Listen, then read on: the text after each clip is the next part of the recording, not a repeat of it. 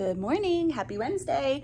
It is picture day here, and there are a few things I need to do. We just had our long weekend, so yesterday was like our Monday, Tuesday. But I did actually change up a few things and I wanted to show you what we did. First, I did share about my book bunches. I'm going to include the free Creepy Carrots one. I will include that down in the description, so go ahead and click that. These are all in the SJT Literacy Club. But I think we are, when this video goes up, we'll still have some time in October. So if you want to do the Creepy Carrots one, go ahead and click down below. We are introducing trick words in Foundations this week. So I printed out, these are from my high frequency word pack. For any heart word, I have a slide that goes with it. And then I also have all of these practice sheets for all the high frequency words, for Dolce and Fry actually. So the way this works is they say the word aloud 3 times, the. Next, they still are counting how many sounds they hear in the word. So they will put a dot in each box for the sounds that they hear. Then they will go ahead and map it. And if they hear a heart sound, which I would have taught them, they will put a heart over that sound, which for this one is going to be the for their E. And then they're going to write the word 3 times, their neatest handwriting, and then they go ahead and color all the words that they find in a grid.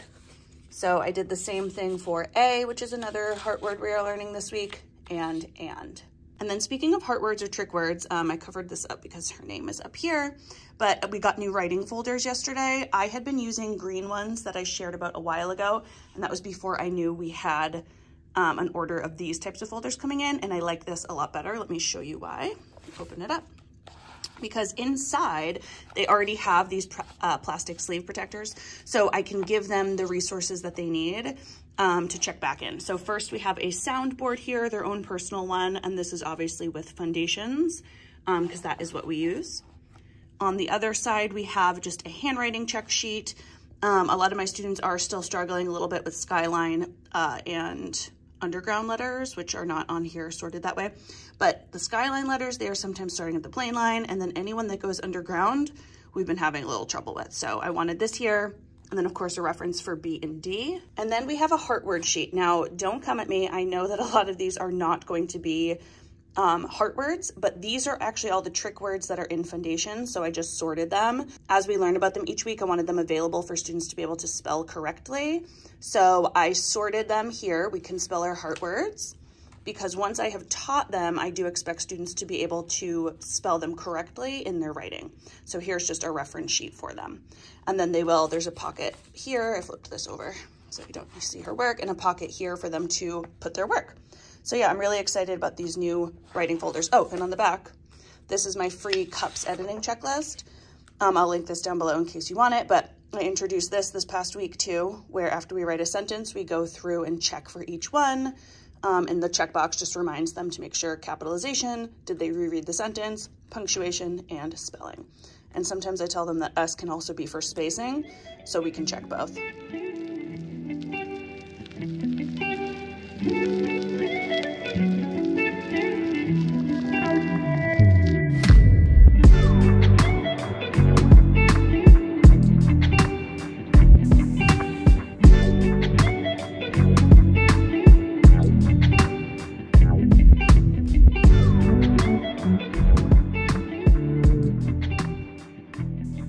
Good morning, happy Wednesday. Yesterday I was in the middle of talking to you, and then I had my meeting that I almost missed, or I got called up early for, but it was a meeting with my principal to go over my goals, my professional goals and my student goals for the year. So that is something that, as a teacher who's kind of hopped around districts and hasn't stayed somewhere for a long time, going through the whole process of, new year teacher evaluations and all the observations, I've had to do quite a few times. And so every school district is different, so I'm still figuring that out here. So the first step was we did a self-evaluation. I think all teachers do this even if they're not new here, but we did a self-evaluation and we set up 2 goals, a professional practice goal and a student goal based on our student data. That might be kind of boring, but if that is something you do want to know more about, just let me know and I will talk about it in a future video. But basically my meeting this morning was to go over both of those with my principal, so we're on the same page. And then next week I already have my first observation. So she's going to come in during reading time. Maybe next week I'll share what I did for that observed lesson. I do remember that I was showing you some new things that we are adding in this week and just some new ways to organize things. I wanted to show you this quick letter that I'm sending home with our writing work. So in the past, I have always saved all student work within a genre and then sent it home at one time.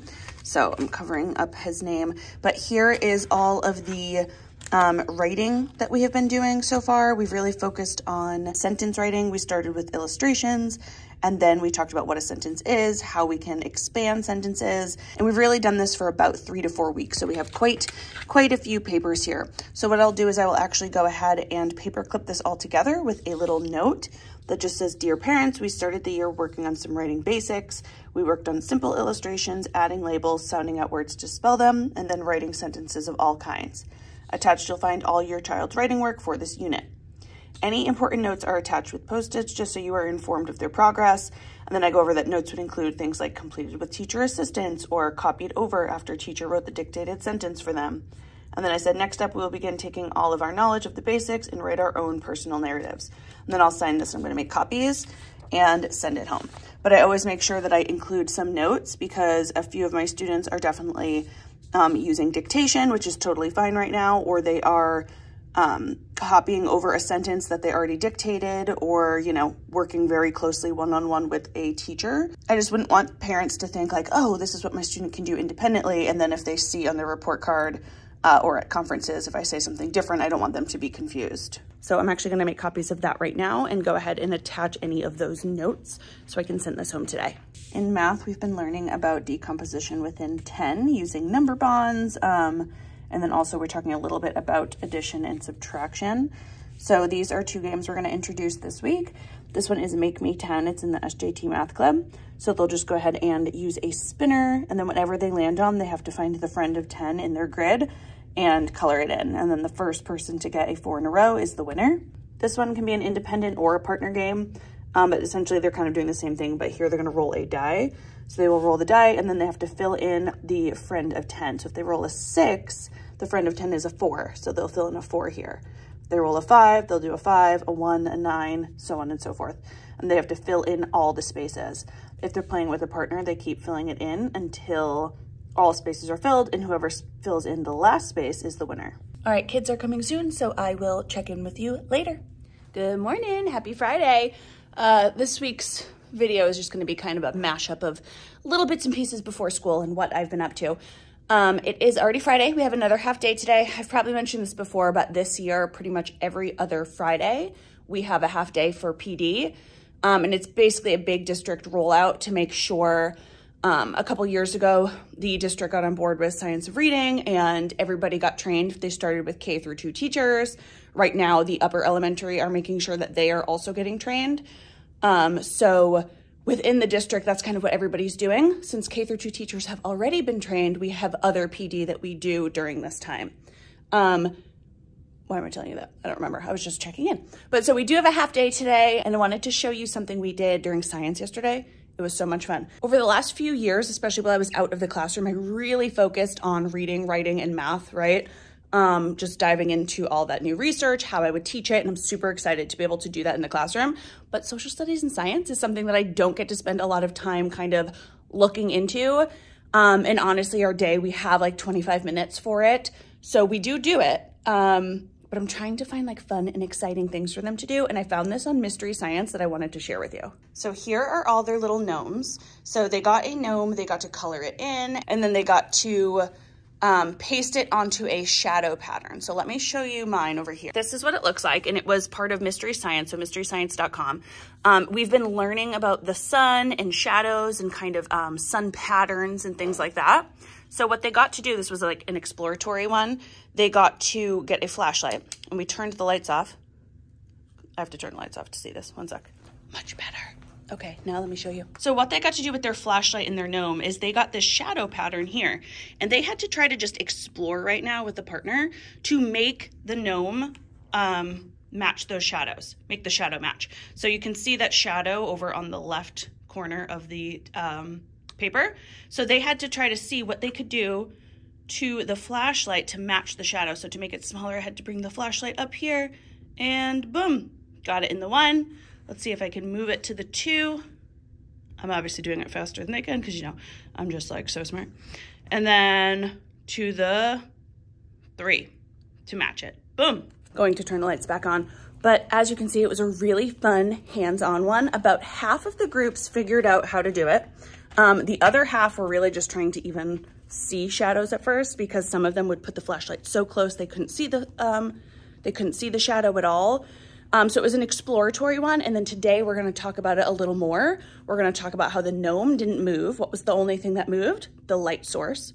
And then we're going to compare it to our shadows that we see out in the sun and at the playground. So when we go out for recess, we're going to take a look at our shadows. We're going to see what they look like. We're going to see like if we stand here, and then later in the day, we can see if those shadows move. And again, we are not moving, but the sun is moving. Anyway, it was a lot of fun, so I just wanted to share that with you. Mystery Science, I think, is something provided through our district. I don't know if you have to pay for it. I don't know at all. I just know that we already have it. If you do have to pay for it, like I said, it's mysteryscience.com, and they have a bunch of fun little experiments over there. Good morning. Happy Monday.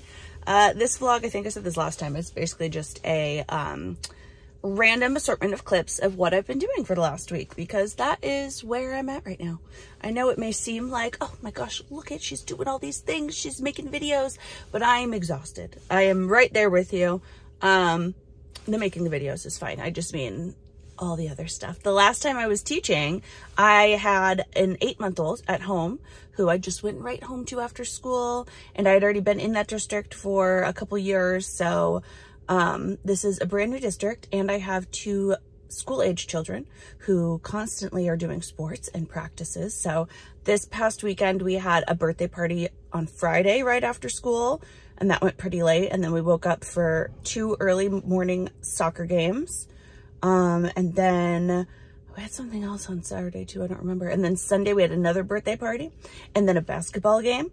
So, and then in the meantime, I'm, you know, finishing up my slides and my plans for the following week. So I'm exhausted. If you ever feel like, oh, I like watching Susan Jones on YouTube because she's got it all together. No, no, no, no, no. I do not. I am, you know, what is it? Flying by the seat of my pants. I think that's the phrase. I'm doing that all the time. So just to make you feel better about yourself, because I am so tired. It is 7:10. I do like to get here early. That is something I very much enjoy doing. I know I say this all the time, but I leave school immediately after because my 2 boys, they come down to my classroom and then we go home. So I do not want to stay. I don't want them in my classroom. I can't get anything done. So I get here like an hour before school, and that is when I get everything all prepped and ready. So let's head on in. I've got a lot of copies to make, and I'll show you what we're up to today.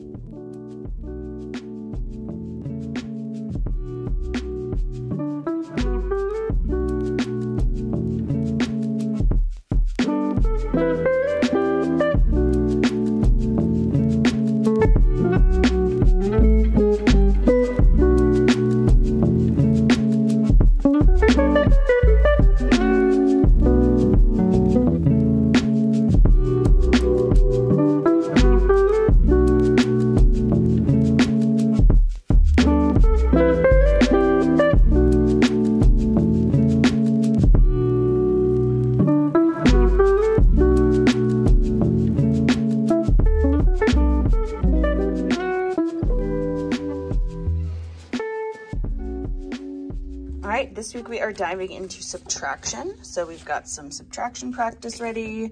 We've got some partner games and some independent practice that we will be doing. We are changing up our morning work. So we were doing same syllables where students had to identify which 2 images had the same syllable. Now they will color in the 2 images that have the same sound, and then they will practice some addition down here because we just finished up addition. So it goes along with that. Towards the end of the week, we will be diving into digraphs, but that's not until I think like Thursday. So for now, we still have some blending lines that I want to add to their fluency folders to get better at. I have this N and M phonics find it, where they have to decode the word and find it down in the grid and then write a sentence using one of the words.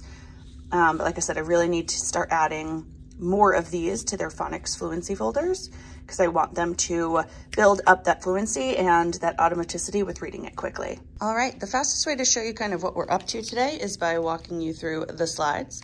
So we have our good morning slides, lunch choice, our morning meeting. Then we do our morning message. And on Mondays, we always just ask what everybody did over the weekend. We can kind of get it off our chests, share what we need to share, and then get into it. We have Haggerty, phonics, of course. We are still, I told you, finishing up CVC words. At the end of the week, we will dive into digraphs. Then we have snack and recess. During our genre study, we actually just finished up our realistic fiction unit. So I have over here these little spot books that we are going to dive into this week. We are going to start making some connections with the books, talk about, you know, when we have these emotions, what we can do when we have these emotions. And then we're also going to read some other texts like The Invisible Boy and some other great social emotional learning books. Then what's great about this week is our WIN is really up and running, where all of our students are going to get pulled to go to their services as needed. So I will be meeting with 2 different groups during reading centers.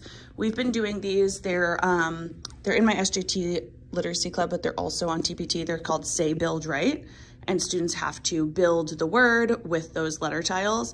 Then they have to actually write it down on the line and they say it in Seesaw, which I like. And then when they're done with that, they can go to Raz Kids. So the Say, Build, Write was their literacy centers, and that is when I'm meeting with the students who are actually going to see the interventionists during WIN. That way they get their double dose. So they get to see me, and then they also go over in WIN to do some additional work, either in reading or math or both. And then we have our WIN stations. So this week we are doing Say and Spell, and then What's the Missing Letter for our independent station. And that's the blue tray right there. We also have independent writing. They are going to watch about the 4 seasons. This is connecting with our science that we've been learning about.